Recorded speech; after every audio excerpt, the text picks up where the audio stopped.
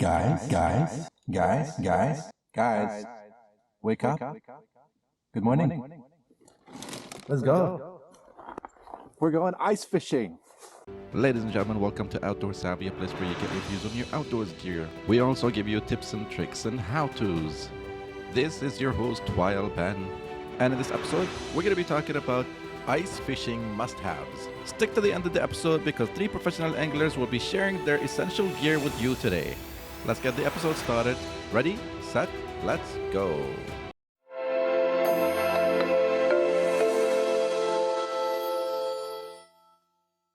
Before even attempting to touch the ice, and while still at your home, don't forget to take the following items with you.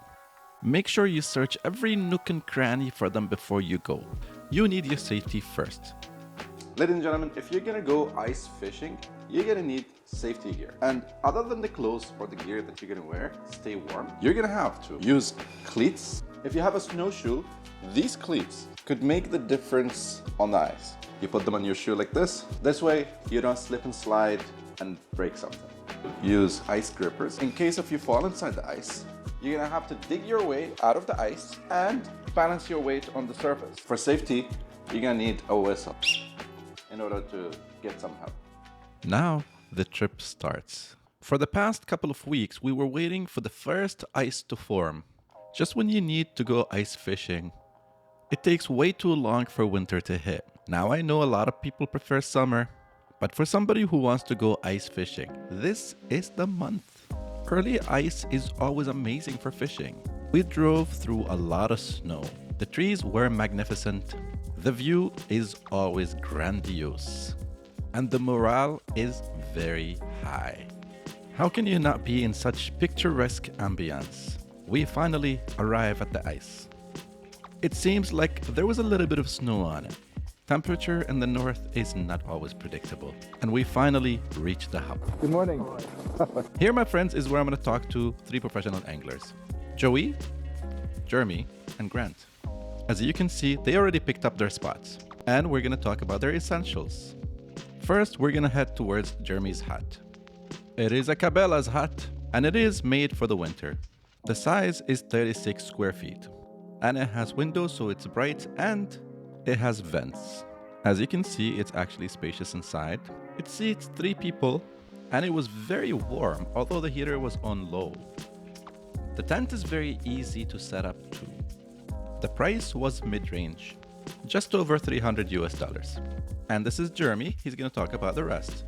Ladies and gentlemen, you have with you Mr. Jeremy, the one and the only. Jeremy, what are the essentials for ice fishing? What do you usually come with? Well, I think the most important thing is the proper clothing. You want layers, you want to be warm, extra socks, really good boots. If the ice just started, you probably want a flotation suit in case something happens and you fall through the ice, as well as some ice picks, a spud bar. It's a steel bar, you tap the ice a couple of times hard, it goes through, the ice isn't safe. You want about 4 inches of black clear ice for it to be safe, and that's the start. And then equipment and tackle, all you need is a rod, a drill. If you want to get a little bit more advanced and spend a little bit more money, you can get a hut, a heater, electronic, you can bring a barbecue. I mean, you can do all kinds of stuff. What brands do you recommend, let's say for clothing? You want a base layer, something breathable, take the sweat away so you stay warm. Wool socks, brand doesn't really matter. I mean, there's stuff that's super expensive and there's stuff that's very affordable. You just gotta do your research and see what you like and your price point. Oh, there's a fish. Oh, there's a fish. Let's go.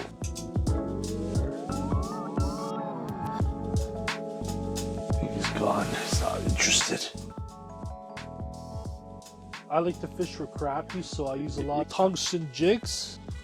So I have some spoons, really small spoons, some very small jigging wraps, so some hooks and split shots in case I want to use minnows. These are tungsten jigs. I believe they're 330 seconds. And I like to use those for perch. And the same baits I use for crappie, I like to use for perch. And these are some of the selection of my jig head jigs. I I got some heavier ones, some lighter ones, and some flies, which I like to use to switch it up. Those are my favorites. You would like to get an ultralight rod with a very whippy tip to detect the small bites. And what I mean by that is some people like a super long rod, some people like a shorter rod. I don't really like the longer rods inside of a hut. And this is a noodle tip rod, and it's made by Frostbite. It's called the Pan Stick. It's a 29-inch ultralight. Hopefully if I actually catch some fish, I could show you what it looks like.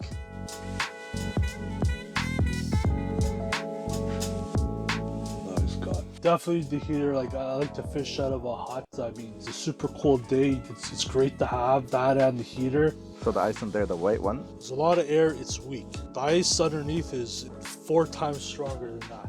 It's ice, it's not good ice. It's like, you know when you put ice water in an ice cube tray, you put it in a freezer, and you take it out 3-4 hours later, like it's frozen, but it's not. That's what it's like. There's a lot of air in there.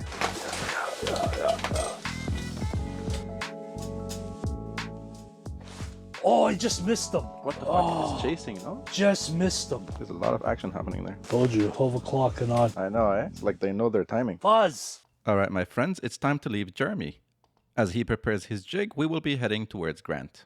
And trust you me, every single time they mentioned big rod or small rod, I wanted to crack jokes. However, I still want them to come back to my videos. As we head to Grant's tent, he had a friend with him inside, and my brother made it very awkward for them, to say the least.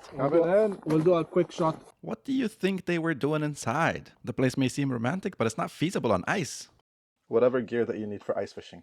Camera. Wow, you don't really need any of that stuff. A rod. Well, I mean, depends on how crazy you want to go. So that's a Humminbird Helix 9 with Mega Live. So right now it's on the down scan. Right now there's nothing happening. Just the 2 lures sitting in the middle and that's it. It's a transducer, right? So it's just a different way of representing all the signals. But it's a good because it gives you a live, interpretation of what's happening instead of a 2D sonar. It's nice because you can see what the fish is doing, but there's no fish today. Well, not yet. That's the Big Buddy. Yeah? Big Buddy heater. Very good. But you gotta have the propane tank. If you don't have the propane tank, you're gonna chew through those 1 pound propanes like crazy. Like this one here, that has the 1 pound tank. And those are pretty much throwaway, but some people fill them. But you need the big, you can get a 5 pound tank, put it outside, or you can get a 10 pound tank. Or if you're doing overnight, you get a 20 pound tank too. So this is a 450 XD. It's very nice. Yeah. Insulated. Oh, it's so much space and it's nice and bright. But it's nice. If you get a little bit of sun, it's nice. It gets warm and it holds the heat really well. And it's kind of actually bright in here. It's brighter than his tent. The biggest feature for this is the full-size door, the walk-through door. That's the biggest feature. When you're wearing snow pants or something, those smaller doors, it's a pain in the ass to get out of. Big feature, that big full-size door. And then it's got the windows, big windows, keeps everything bright, really nice. Good features. The insulation, the double-stitch insulation, very nice. It's got the regular door too.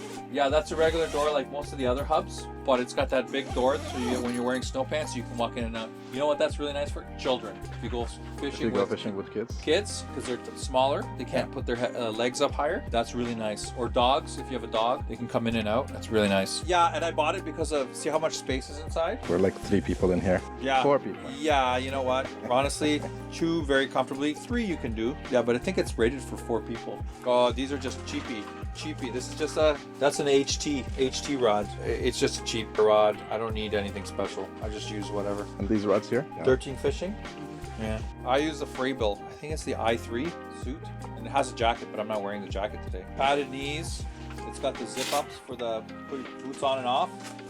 So if you want to take your boots off, you can undo that. It's got the holders for your picks.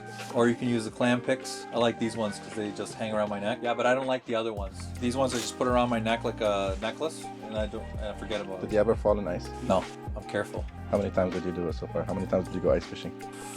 For years, never. You got to be careful. Nice. Oh yeah, this one.